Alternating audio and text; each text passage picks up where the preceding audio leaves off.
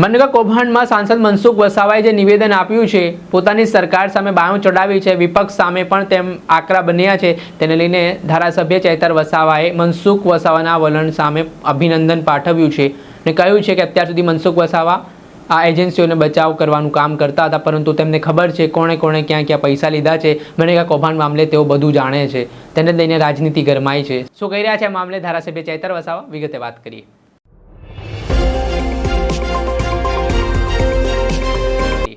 નમસ્કાર દર્શક મિત્રો, સ્કાયનેટ મીડિયામાં આપનું સ્વાગત છે. હું છું ફેદન.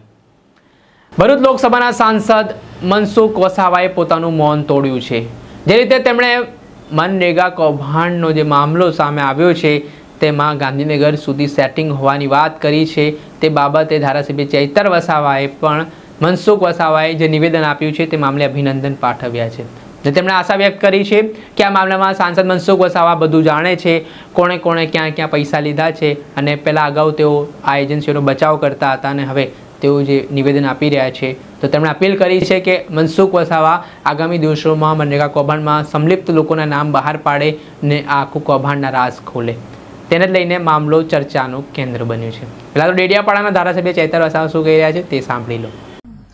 મનરેગા કૌભાંડ બાબતે આજે જ્યારે મનસુખભાઈ વસાવા એમણે પોતે પોતાની સરકારમાં ગાંધીનગરથી લઈને ગ્રામ્ય કક્ષા સુધી કેટલું મોટું કૌભાંડ થાય છે એ ઉજાગર કર્યું છે, ત્યારે એમને અભિનંદન આપું છું. આ એ જ મનસુખભાઈ વસાવા છે જ્યારે 1 મહિના પહેલા આ મનરેગા કૌભાંડનું જ્યારે મેં પ્રેસ વાર્તા કરી હતી ત્યારે આ એજન્સીઓને બચાવ કરતા હતા અને આવું કોઈ કૌભાંડ અહીંયા થયું નથી એવી પોતાની વાત મૂકતા હતા. ત્યારે મનસુખભાઈ વસાવાએ કીધું કે મનરેગા કૌભાંડમાં જે પણ એજન્સીઓ છે એમને હું સારી રીતે ઓળખું છું.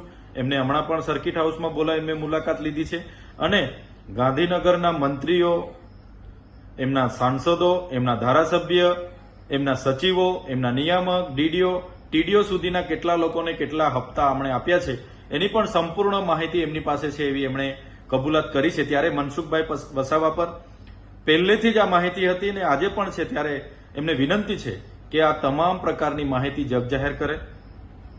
કોઈ પણ જિલ્લામાં જે પણ કૌભાંડો થયા છે એ કૌભાંડો એ એજન્સીઓને જ્યારે 2017 સુધી પંચાયતો પોતાની રીતે કામ કરતા હતા, ત્યારબાદ બચુભાઈ ખાબડ મંત્રી બન્યા અને એમના સાંસદોને સાથે રાખીને આ વિસ્તારમાં મટીરીયલ પૂરું પાડવાના નામે એ ચાહે જલારામ એન્ટરપ્રાઇઝ હોય, મુરલીધરન એન્ટરપ્રાઇઝ હોય, રાજ કન્સ્ટ્રક્શન હોય કે સર્વર્ણ કન્સ્ટ્રક્શન હોય, તમામ એજન્સીઓ લાવીને મટીરીયલ પૂરું પાડવાના નામે ટેન્ડરો આપવામાં આવ્યા.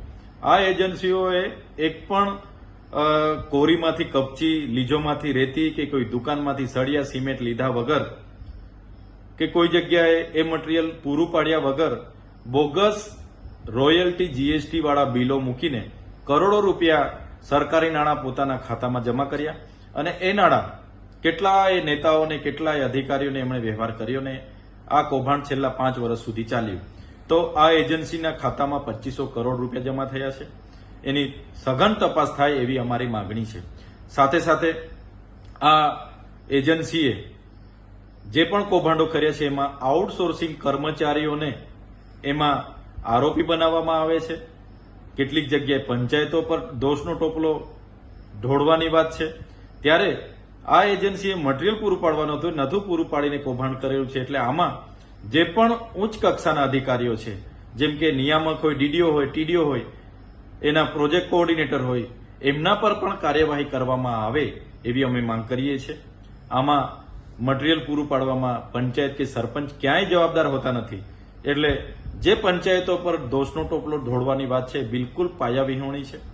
સાથે સાથે હમણાં જે તપાસ ચાલી રહી છે એમાં મોટા ગજાના મંત્રીઓ, સાંસદો, ધારાસભ્ય, એમના સંગઠનના માણસોના નામો પણ બહાર આવે એવા છે અને મનસુખભાઈ પર માહિતી છે. ત્યારે આમાં મને લાગે છે આવનારા દિવસોમાં હાઈકોર્ટના નિવૃત્ત ન્યાયાધીશની અધ્યક્ષતામાં સીબીઆઈ, ઈડી અને જીએસટી વિભાગને સાથે રાખીને તપાસ કરવામાં આવે એવી અમારી માંગણી છે. જ્યારે પણ કોઈ વ્યક્તિ નાનો ગુનો કરે છે ત્યારે દાદાનું બુલડોઝર ત્યાં પહોંચી જાય છે, ગૃહમંત્રી શેખીઓ મારે છે કે કોઈને કોઈ ચમરબંધીને છોડવામાં નહીં આવે.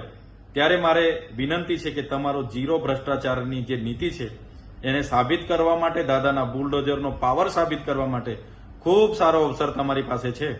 આમાં તમે ઝીણવટથી, નિષ્પક્ષથી તપાસ કરાવો જે પણ લોકો જવાબદાર હોય, તમારા સરકારના હોય, ચાહે વિપક્ષના હોય, ચાહે સંગઠનના હોય, ચાહે ગમે તે મોટા અધિકારીઓ, એના પર કાર્યવાહી કરી બતાવો, એવી અમારી માંગણી છે.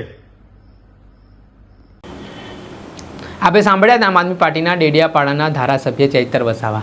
હાલ તેમનું સ્ફોટક નિવેદન સામે આવ્યું છે. તેમણે કહ્યું છે કે મનરેગા કૌભાંડમાં મુરલીધર એન્ટરપ્રાઇઝ અને જલારામ એન્ટરપ્રાઇઝ નામની કંપની રેતી, કપચી, સળિયા સહિતની વસ્તુઓ છે તેના ખોટા બોગસ જીએસટી બિલો બનાવીને સરકાર સમક્ષ મૂકવામાં આવ્યા ને 2500 કરોડની આસપાસના કૌભાંડના આરોપો તેઓ લગાવી રહ્યા છે. તેમણે આ બાબતના સંદર્ભમાં સીબીઆઈ તપાસની પણ માંગ કરી છે. એટલું જ નહીં, તેમણે ગુજરાતના મુખ્યમંત્રી ભૂપેન્દ્ર પટેલ અને ગૃહ રાજ્યમંત્રી હર્ષ સંઘવી પર પણ પ્રહાર કર્યા છે અને કહ્યું છે કે જ્યારે કોઈ નાનો વ્યક્તિ ગુનો કરે ત્યારે દાદાનું બુલડોઝર પહોંચી જાય છે, પરંતુ હવે ગૃહમંત્રી હર્ષ સંઘવી કેમ નથી કહેતા ચમરબંધીને છોડવામાં નહીં આવે, ગૃહમંત્રી કેમ સેખીઓ મારે છે, તેવા સવાલો પણ તેમણે ઉઠાવ્યા છે.